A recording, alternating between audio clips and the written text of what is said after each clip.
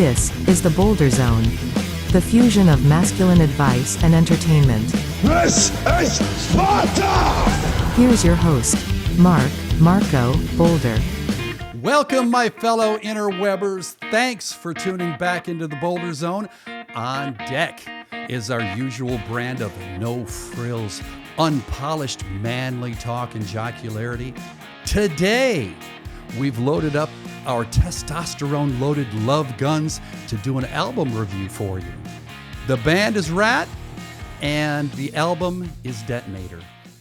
For your dining and dancing pleasure, we're going to include some music videos, a band interview, and some rare concert footage, all from 1990 and 1991. Contributing to the shenanigans today is my producer engineer, Mr. Paulie. How you doing today, buddy? I'm great. How are you? I'm doing damn skippy. Yeah. I'm wielding my testosterone-laden love gun, or whatever it was you said, with reckless abandon. But other than that, I'm okay. Well, be careful. You may put out an eye with that. So I'm going to jump right into it with RATT's 1990 music video, Lovin' You Is a Dirty Job, and Paulie's the man to do it.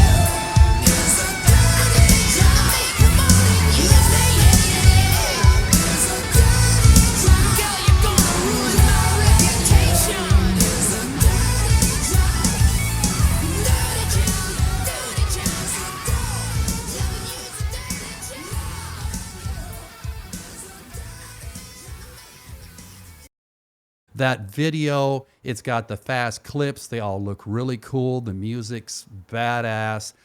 It's one of those I could watch on a loop. What do you think? I think it's an amazing video. They did a great job with it. I don't know how many people they had on set. Probably more than any other music video that never moves from the same room the whole time. I mean, they had like chick over in the corner taking a shower with a leather thing on, and chick laying on the table, and they had an entire background that if I don't know if you caught it or not, I'm sure you probably did. They were just like, you know, sheets with chicks dancing, and so you only saw their silhouettes. Mm-hmm. I mean, there was, you know, it was really well done. I thought, I mean, you know, let's get strippers on a stripper pole. I mean, you know, that's a what metal makes a video, video. you know, it's going to happen at some, you know, that's completely fine.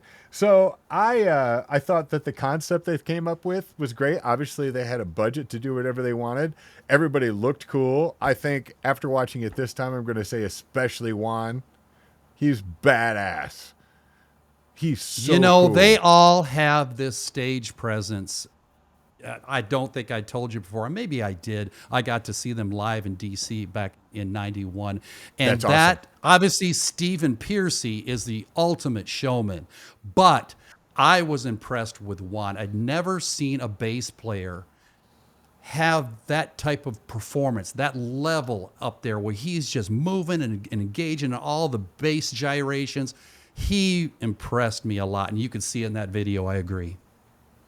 Yeah, I think he's really great. And I will say, I got to give props to one other bass player that's a hell of a dancer, and probably even better than Juan is Kip Winger. But they're both awesome. Oh, Kip Winger is just, fucking awesome. He's amazing. and the chicks love him. Oh, yeah. Love Well, he's a that guy. handsome dude. I mean, you know, he still is. I saw him like 6 months ago. Yeah, didn't you run into him at a restaurant or something? Run into him kind of sounds like I introduced myself or we're friends. It was nothing like that. I sat at a table next to his, but yeah, ran into him. Yeah, old Kip ran into him. Yeah, you know, old musicians just chumming around. Hey, Sure. Kip, what's up? Hey, nothing, Paulie. What's up, dude? Right. Yeah, nothing like that, really? No, it was kind of me over there going, fuck, that's Kip Winger. Yeah.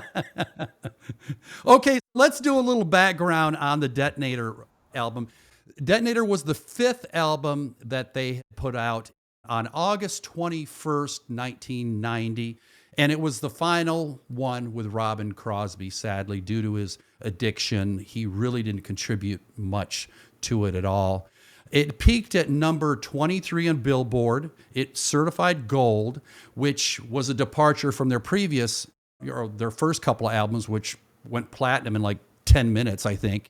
And yeah, so Out of the Cellar and Invasion, you know, they've been reviewed to death, and that's one of the reasons we've gone to Detonator, because we wanted to do kind of a little bit of a stare and compare. But Paulie, there is absolutely, while Detonator's a good album, it just doesn't compare to those first two. It doesn't for me. A lot of it is the songwriting. I hear Desmond's influence, by the way, in the songwriting for Detonator big time, especially in the guitar. I know this is going to be weird. I just noticed this time, but if you go back and listen to this, the guitar solo and the bridge kind of go somewhere harmonically that's not very Rat-like. Like you wouldn't have heard that sort of change, but it's a change that sounds a lot like all the modulations that happen in Poison by Alice Cooper. I was listening to it. It's like, oh, I think that's the same, you know, harmonic move that they do in Poison that makes that song kind of move like it does. And that's all Desmond Child as well. All the background vocals on that song are Desmond Child. Yeah, we'll get into Desmond Child in just a second. That's a great point. We'll talk about the production of the album coming up. But before we do that, let's take a look at the next video. This one is Shame, Shame, Shame.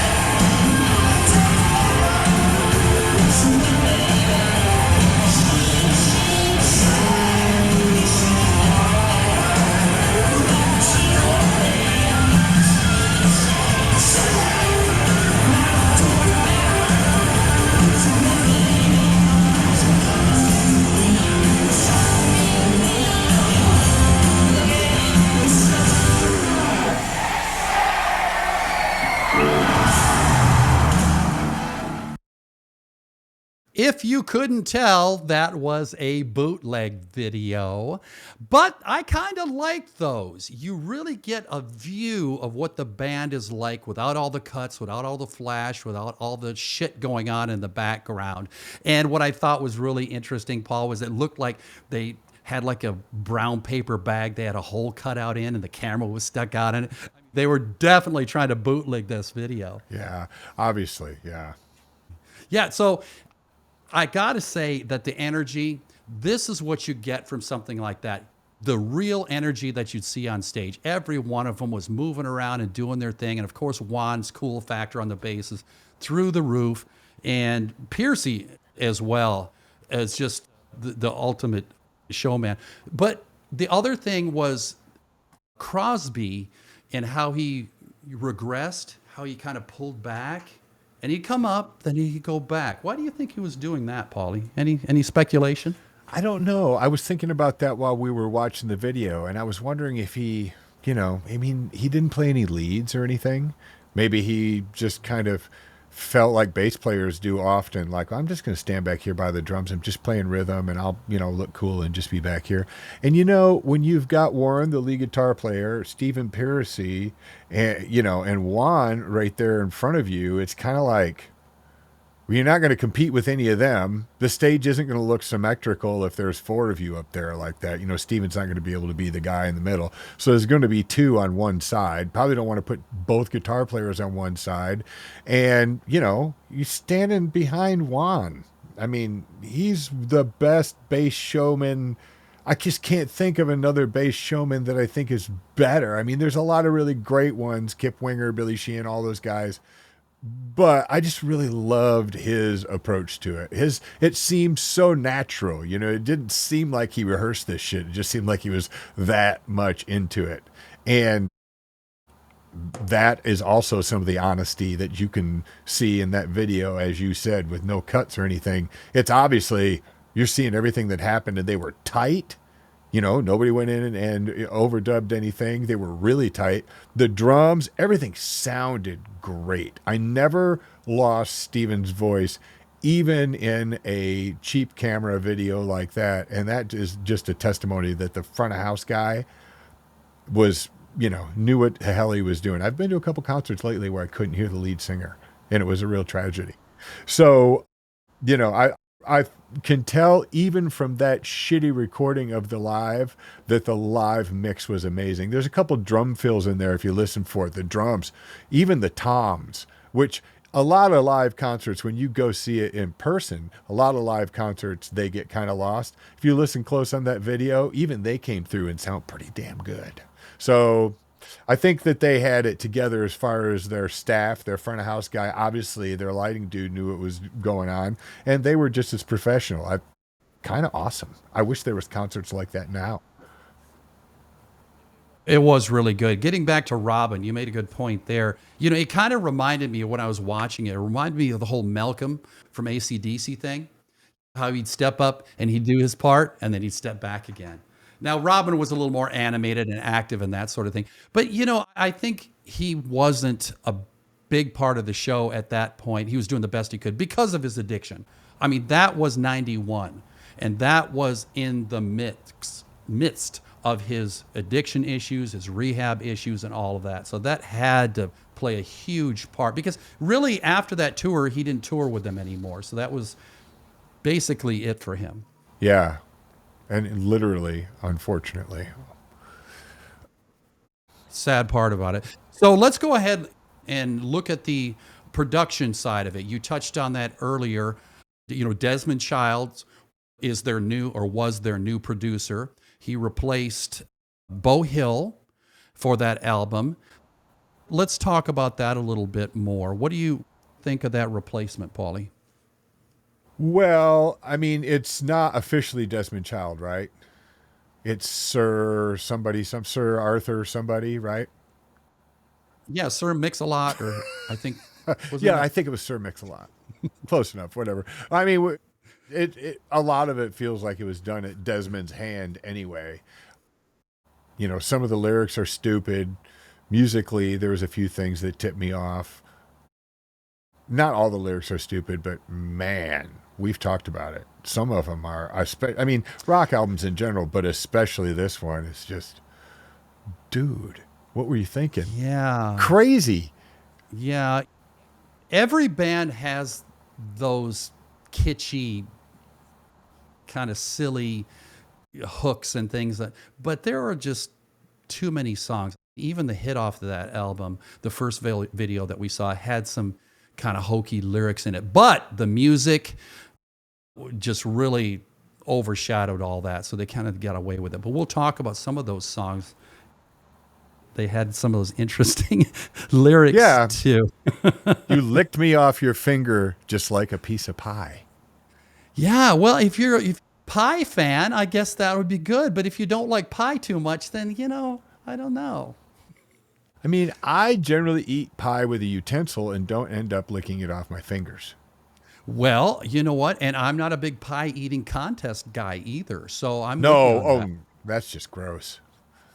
So anyway, they brought in Childs because of his success with artists like Aerosmith and Bon Jovi and Alice Cooper and Kiss and Joan Jett and all that. Yeah. So I'm pretty sure that, Atlantic was thinking, okay, declining album sales, we're not really going platinum anymore. Let's bring in a heavy hitter like this guy to see if we can make a change. So I understand that change, but I don't think that the outcome is what they were looking for. I don't think the album hit the way they thought it would hit.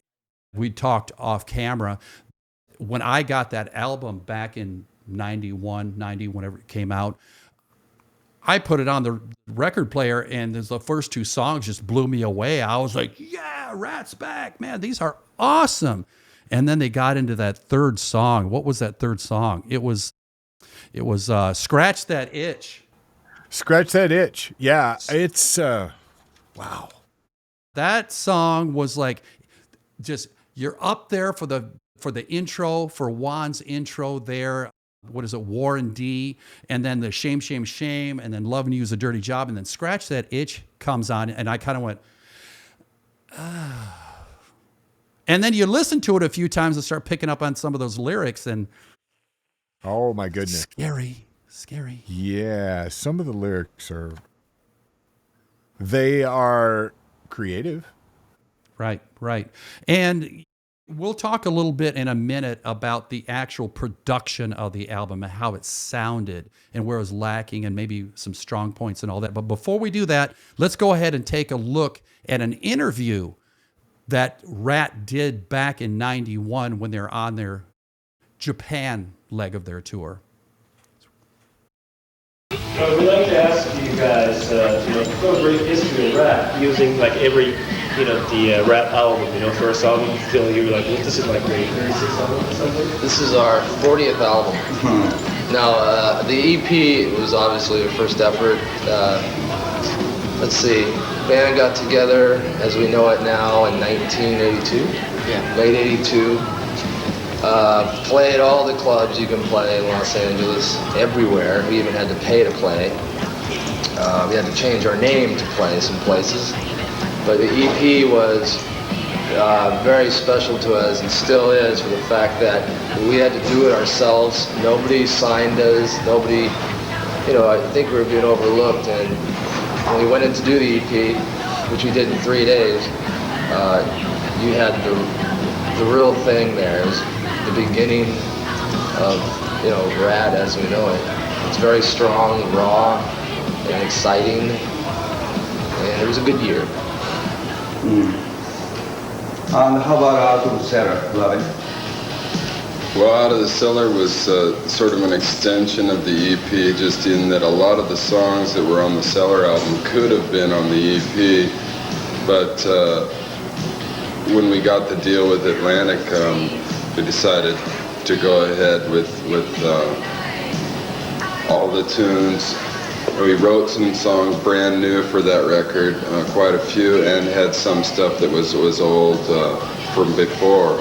And that took quite a bit longer. Like Steven said, we did the EP in like 2 days, and Out of the Cellar took like 3 or 4 months. So, that was the first time we'd really been in the studio and really made a real major album like that. And the rest is sort of history. It turned out real well, and we were real happy with it.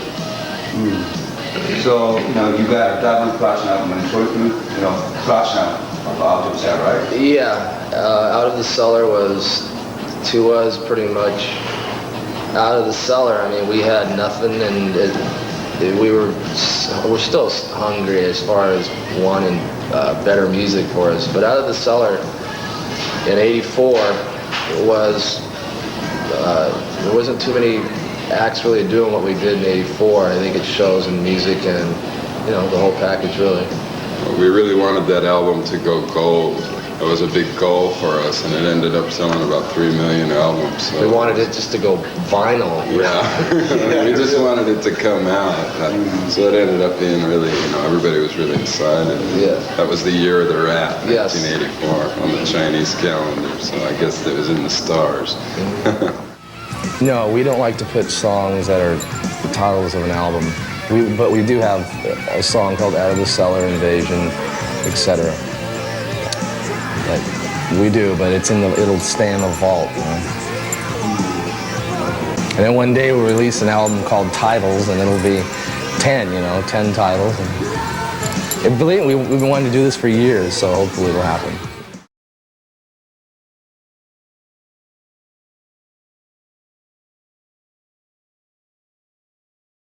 Really, the focal point of that clip was the end, in that Steven is going to release some pre-1983 unreleased RATT songs. And how he referenced it back then, that he wanted to have something that, unreleased songs or title songs or whatever. And it took them that long to come up with that. I wonder if that's some type of legal issue or what, but I'm really looking forward to hearing that stuff, because that was their best stuff. You know, they talked about the EP, they knocked that out in 3 days. And that is always the case, isn't it? These artists, they do an EP and they knock it out in 2 or 3 days. And it just, you feel it. When you listen to the music, you feel the raw, the energy, the hunger come out of it. You hear the talent, the raw talent in it. And it's just too bad that a lot of these albums after that, they get caught up in production and your Desmond Childs and all that sort of thing, and it just get really polished. You know, there are very few bands that I've seen that are able to carry that energy all the way through. One of them is obviously AC/DC. You know, they kept that raw edge for many, many albums. So what do you think of these new ones that they're going to be releasing, these pre-1983 songs that we've never heard before, Paulie? Well, I feel like there's I happened to be, while we were watching that, perusing the EP. And it's interesting because one thing about those songs is it looks like they'll be written by Crosby. Because every song on this record, except for the cover, Walking the Dog, was written like this. This is how they say who wrote it. By Piercy, Crosby, and RATT. Now, those are the only ones that they specify is Piercy and Crosby, and then they say RATT on every one of those songs. So it's probably going to be some stuff that he wrote. And it's interesting that they this was their very first effort, and they had to pay for it themselves. And Ed Stasium was the engineer, and he is a famous badass engineer. So it was cool that they had somebody who knew what the hell they were doing to capture it. Mm-hmm. That perspective that you have on the engineering and production side, I really appreciate when we talk about this, because you have that inside track. You can listen for things that the average fan doesn't hear. And I think it's valuable for everyone to hear that perspective, because you kind of go, oh, wow, I've never heard that before. I always enjoy over the years listening to you, Paul, when you have those perspectives. But let's get back to the actual review of the Detonator album. One of the things that people have said for years about that album is it's the first album that they feel RATT sold out for a more commercial sound. And, you know, I think that if the artists are okay with it, you know, from a business standpoint, I mean, isn't that the point? To make money, to try to get that album out there into more hands? I kind of get that. Do you disagree, Paulie? No, I think it's the music business. You don't always win at the music business by winning. I mean, it's the entertainment business, excuse me. And you don't always win in the entertainment business by winning in the music business. I think most jazz musicians probably could, testify to that. They've probably spent more time learning their craft than anybody in RATT, and they'll never, ever have even one album that sells a million. So, but I think that it's pretty obvious they brought out the big guns. Like you were saying, I mean, not only did they get Desmond Child, but they also had Mike Shipley mix it, he mixed Pyromania and Hysteria, which are some of the best sounding rock records. I think most people would agree. He also did the Cars' Heartbeat City. And I think Magic by the Cars is one of the best sounding mixed songs I've ever heard. It's just amazing. So, they really did bring out the big guns in it. And it sounds good. It really does sound good. You can hear it in the background vocals. The background vocals sound like they came from a Def Leppard record, kind of, the way they were mixed. Surprised they didn't just get Mutt to sing it. It would have sounded just like it. Yeah, you know what? And that's something that I want to double back on. The whole album sales things and going commercial, there's two sides of that camp. Fan taste, I get it.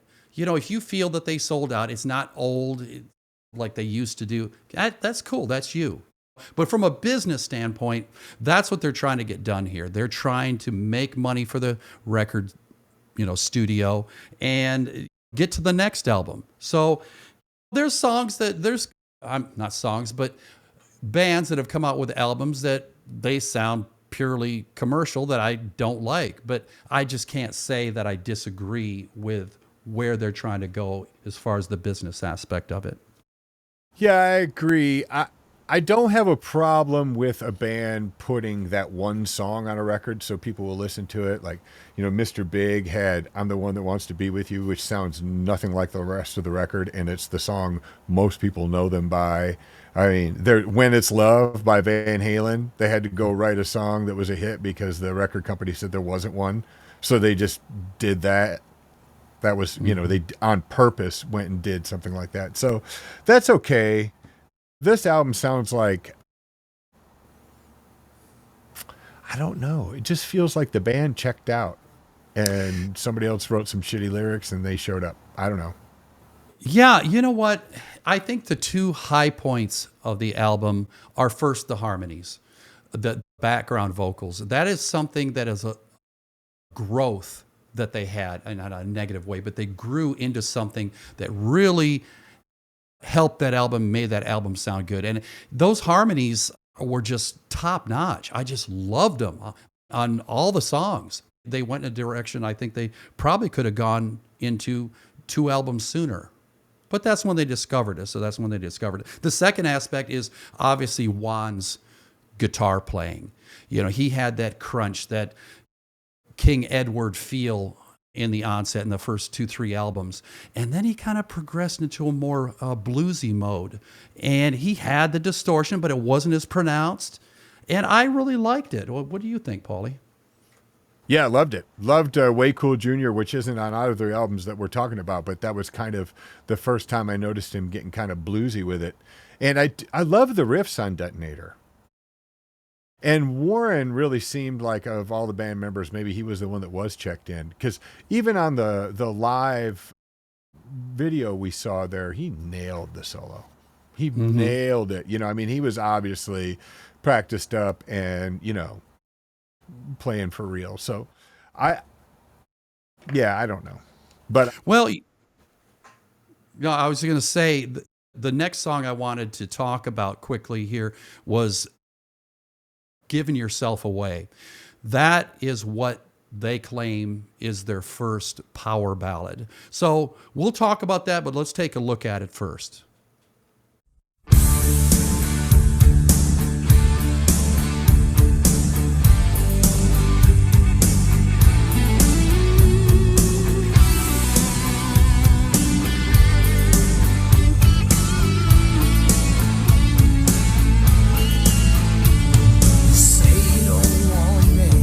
Say you don't care. You say that you're hard.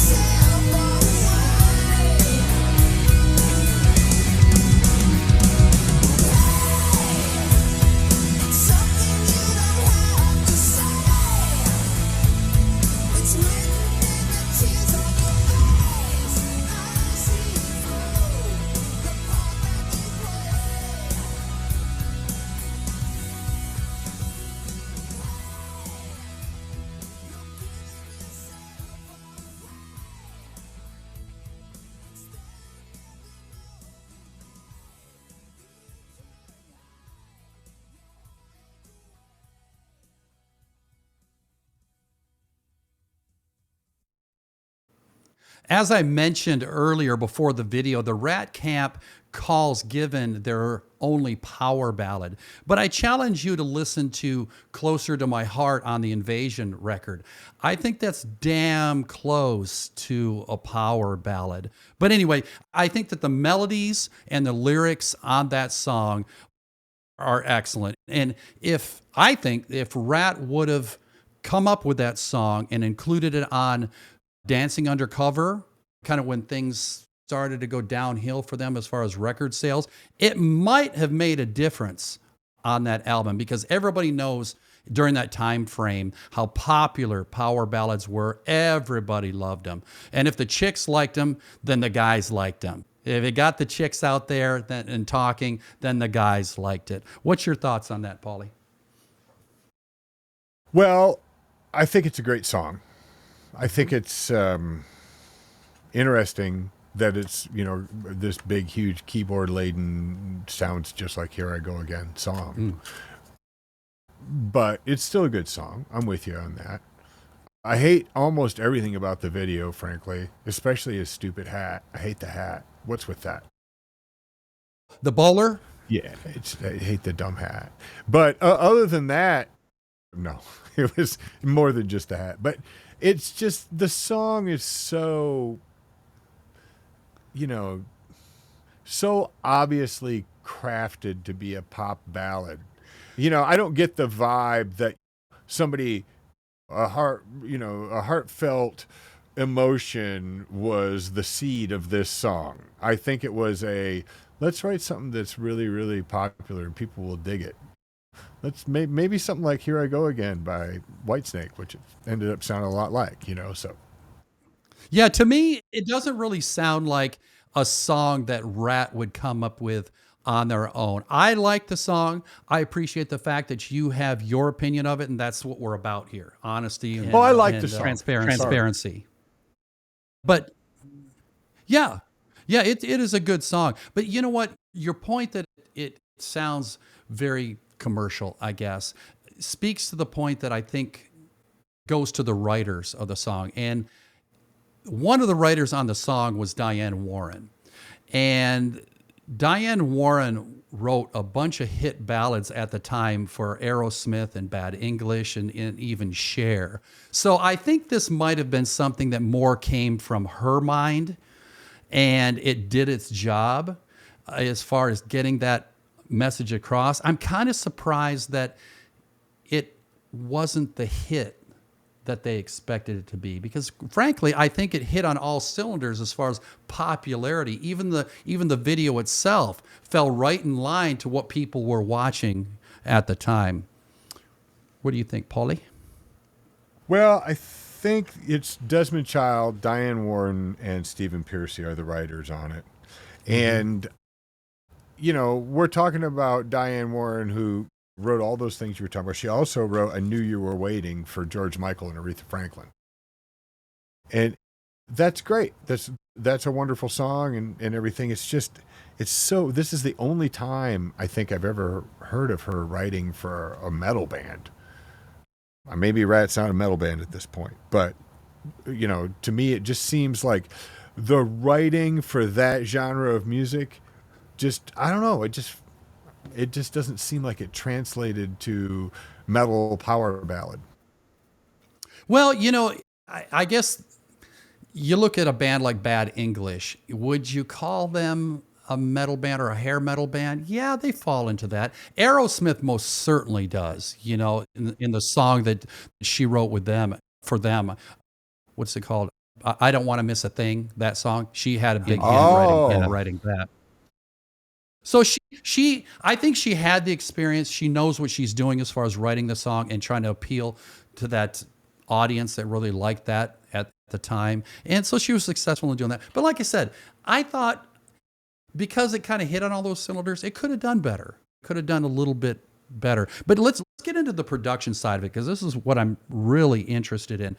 Overall, I thought that it was a little overproduced.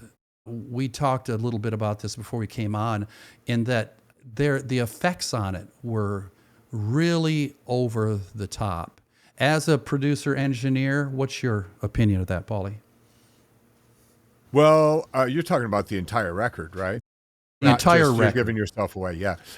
Yeah, I've kind of yeah, I totally agree with you. I feel like, I don't know, maybe it wasn't produced well enough to mix it like a Def Leppard record and have it come out like that. Because, the background vocals that we mentioned, they've probably always been good singers. The background vocals were another thing that sounded great on the live footage that we saw that was untouched. I thought they were good singers. So, but since Mike Shipley mixed it, and you get that sort of thing.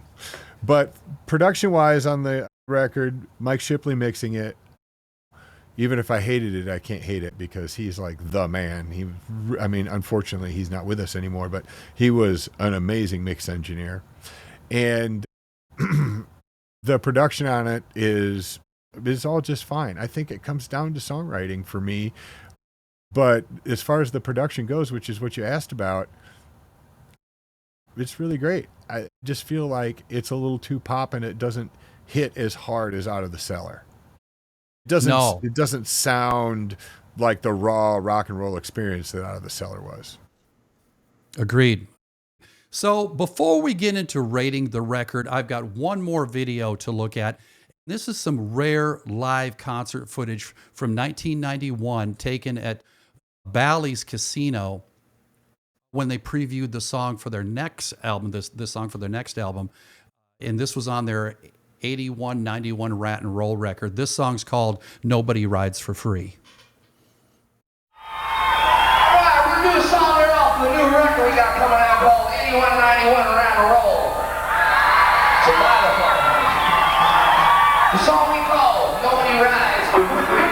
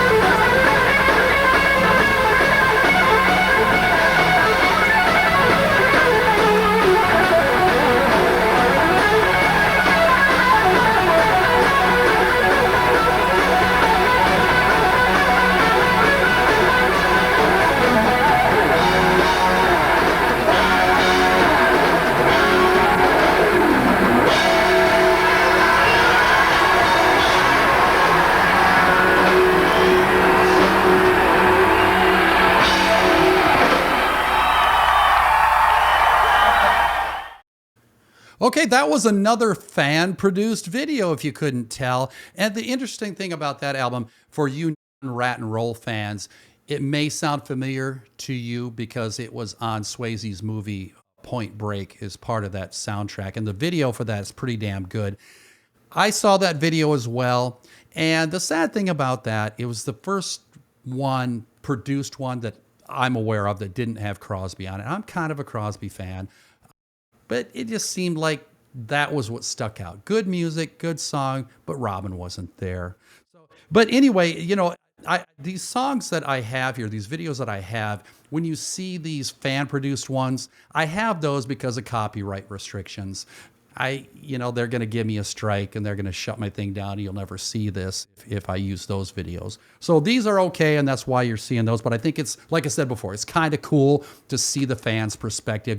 You see things that you don't see in the studio produced ones that I think is pretty cool. And the one thing that you'll see on this video that you won't see on the studio produced ones is a real focus on Warren's playing. This person was, I think, a guitar player or a guitar nut because he really focused on Warren's hands and really zoomed in on the guitar. What are your thoughts on that, Paulie? I think Warren's awesome, first and foremost. He rocked it, especially the solo at the end. And he looks awesome. He, it looks like he needs to eat half the drummer's lunch on tour. Literally. I mean, because, it might even things out for both of them a little bit. But he is an amazing player. I can see, if I had been there, I'd have probably been watching him most of the time too. But the rest of them were great. Yeah. You know what? I think Warren owned the cool factor in that video.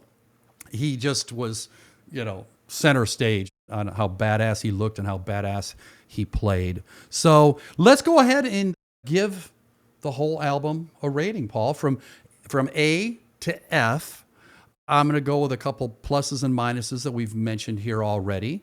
But in summation, I think the pluses were the harmonies and Warren's playing. And for me, the minus was just the production, just all of the heavy effects in it. That was the part that I really didn't like. And the second thing was some of the real hokey lyrics in a few of the songs. But other than that, definitely a good album that I think should have performed better, should have sold better. And I'll rate it in just a second. What do you think, Paul? Well, as I said before, it was mixed by Mike Shipley, and it does sound pretty damn good. The production on it, although it doesn't hit as hard as the previous Rat records, is still good. I don't know that it fits Rat all that well, but it's good. And I feel the same way about, Diane Warren and that song. I think it's good. I just don't know that it really is good with Rat. We talked about the high points, and I think that I'm going to go ahead and give my rating, if that's all right. I'm changing it. Now, we kind of talked about this off camera a little bit, and I was going to give it a C+, but I feel that was a little harsh after listening to it a little bit more. So I'm going to go B-. I think that's fair. I think that's fair. I would give it the exact same thing. It's Rat. For us Rat fans, for those of us that had the opportunity and the privilege to sing those songs or play those songs, you really respect what they did.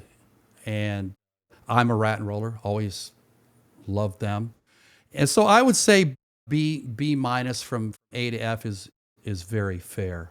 I would agree with that. And, I think that the modest success from starting at, Reach for the Sky and then kind of down through Detonator and that sort of thing, it probably had something to do with the emergence of bands like Guns N' Roses and Nirvana. The music scene was changing, the sound was changing, and I think maybe they saw the front end of that, maybe didn't have it all dialed in, and we're trying to move with that. But the fan base had kind of moved off into that direction.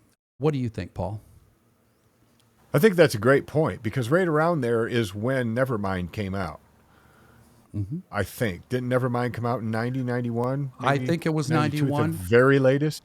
Yeah. Yeah, guys, it if was right if around we're that time. incorrect with any of these things, just feel free to comment below. I'd love to hear from you. If we're off on something, if you agree with something, let us know right there. Go ahead, Paulie. Right. But if you leave a comment, you have to subscribe and hit the like button as well. It's proper etiquette. Absolutely. Isn't that like a YouTube rule now or something like that? I don't know. I think it is. I think it Yeah. is. Yeah, they're watching you. Hit the like button. Oh, that's right. We all have cameras on our phones and our computers and laptops now. So if you don't like and subscribe to this show, it's your ass. They're going to come and get you. The Facebook black helicopters are coming to get you. Right, exactly. I will say the reason that I don't give it better than B-, just one more comment, is the lyrics. I mean, the lyrics, they're part of this, they're, maybe not half of a song, but gosh, I mean, they're certainly a big part of it. You can have a poem be a work in itself and have it only be the lyrics. But, I think that when we're dealing with a band that has lyrics that, to me, just are bad. I'm going to go ahead and read a little from Scratch That Itch. I think you and I have discussed this being our favorite song on the record. So this is it here. You ready? Oh, with bated breath. Yeah. You say you've got nothing to lose. You've got that hunger, honey. You got to feed it. Just open wide and I'll take a bite out of you. Because I'm ready. Are you ready? Love's like a bug that you catch in a snatch. I'm here to treat it, baby. You know you need it. You got a rash, and now your heart's gonna scratch it. Are you ready? Yes, I'm ready. I don't think we really need to go on beyond that. No, we don't. That was great. And I can't think of a better way to close out the show. Folks, listen to the album. It's definitely something worth your while. Throw on some headphones and listen to it from start to finish. And let us know. Let me know what you think of it down below. And until next time, we thank you for tuning in. Hit that subscribe, hit that like, share it. Share this with your friends. Spread it around. That's a good thing. Treat it like luggage, keep it forever. So thanks. We'll see you next time. See ya.